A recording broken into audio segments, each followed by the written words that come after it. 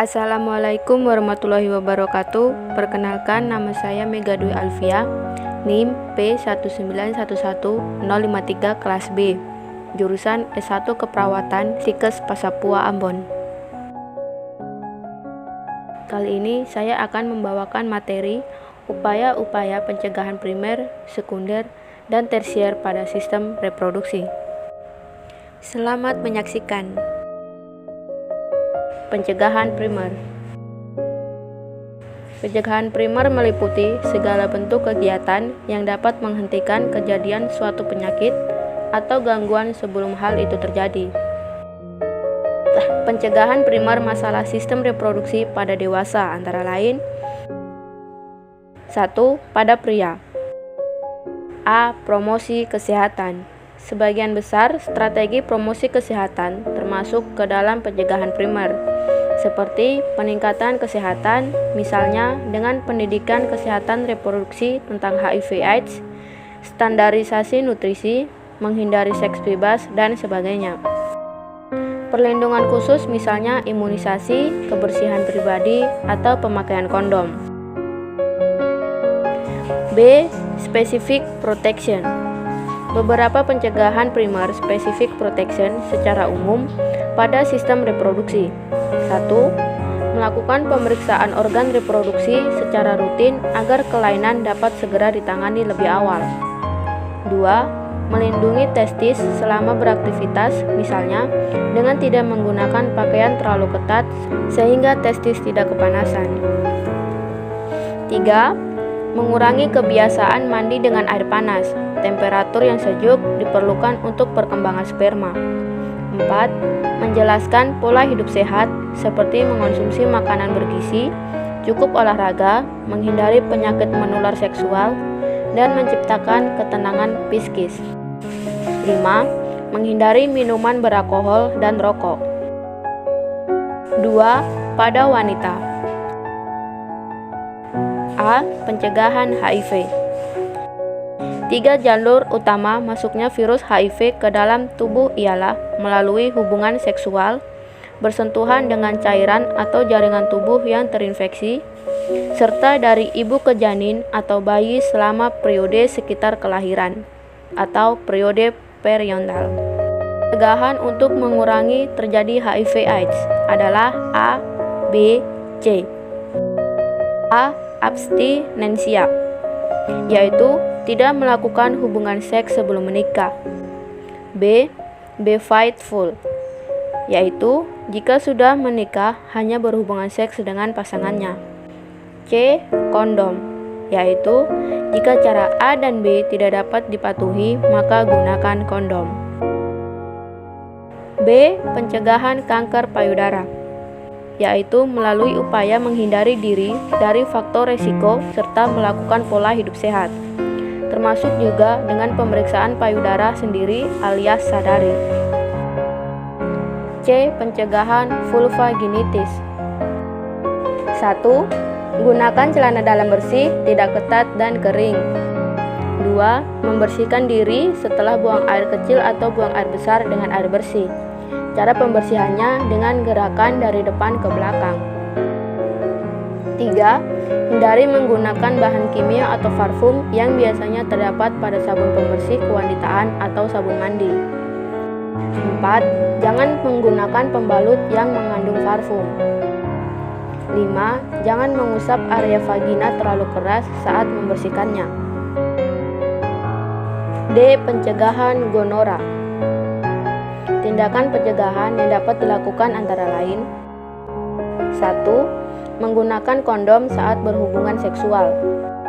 2. Hindari kontak seksual dengan beberapa orang yang memiliki resiko penyakit seksual menular, seperti pekerja komersil.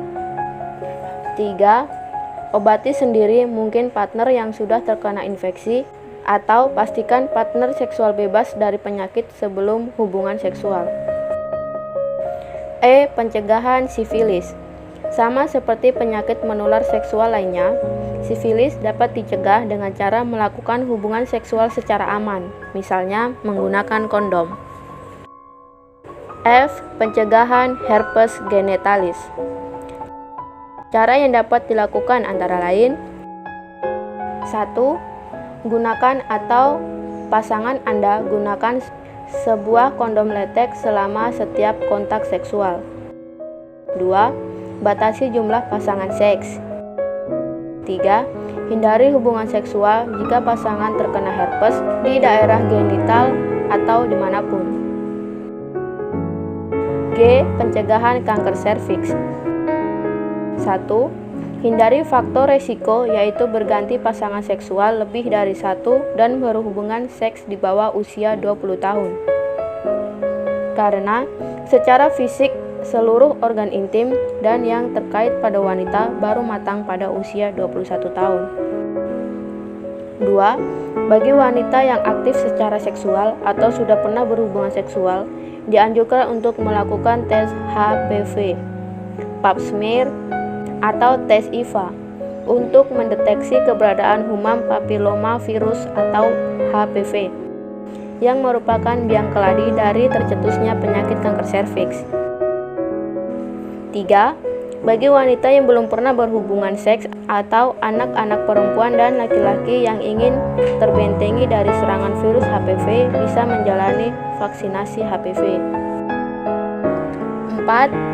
Menjaga pola makan seimbang dan bergizi, serta menjalani gaya hidup sehat seperti berolahraga. Pencegahan sekunder. Pencegahan sekunder merupakan pencegahan yang mana sasaran utamanya adalah pada mereka yang baru terkena penyakit atau yang akan terancam menderita penyakit tertentu. Pencegahan sekunder terdiri dari: A.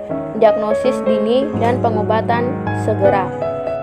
Contohnya adalah pap smear merupakan pemeriksaan untuk mendeteksi gejala kanker secara dini. Bila dengan deteksi ini ditemukan kelainan, maka segera dilakukan pemeriksaan diagnostik untuk memastikan diagnosa seperti pemeriksaan biopsi, USG, atau kolposkopi.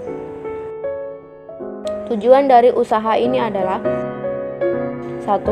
Pengobatan yang setepat-tepatnya dan secepat-cepatnya dari setiap jenis penyakit sehingga tercapai penyembuhan yang sempurna dan segera. 2. Pencegahan penularan kepada orang lain bila penyakitnya menular. 3. Mencegah terjadinya kecacatan yang diakibatkan suatu penyakit. B. Pembatasan ketidakmampuan. Karena kurangnya pengertian dan kesadaran masyarakat tentang kesehatan dan penyakit, maka masyarakat sering tidak melanjutkan pengobatan sampai tuntas.